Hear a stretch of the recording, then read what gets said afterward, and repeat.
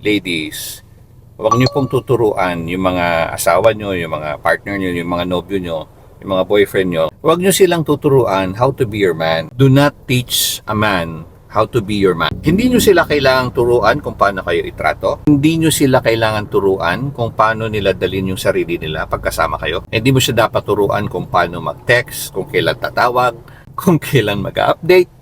You do not ask him to care about you. Hindi mo pwedeng sabihin na, ano ka ba? Bigyan mo naman ako ng flowers. I-treat mo naman ako dito. Punta tayo dun. Regaluhan mo naman ako nito. Hindi.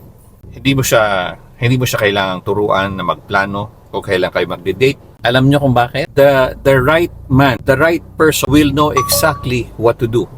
He will know exactly what to do and when to do it. Huwag mo siyang tuturuan, huwag mo siyang pipilitin, huwag kang mag-suggest. Kung ang kasama mo ngayon ay walang kalatoy-latoy at hindi ka masaya dahil dyan, lagi kang tinatanong, umaasa sa'yo kung anong gagawin nyo, pati sa pagdidesisyon, kailangan konsultahin ka, hindi makatayo sa sarili niyang paa. Well, you don't have to settle for him. You don't have to settle for that guy. Never settle for someone. You constantly have to teach how to treat you.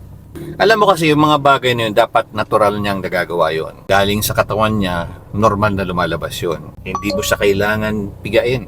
Genuine love and acts comes naturally. When the person truly values you, when that person loves you, when that person truly loves you, their efforts will come out effortlessly. The right one will not need instructions from you.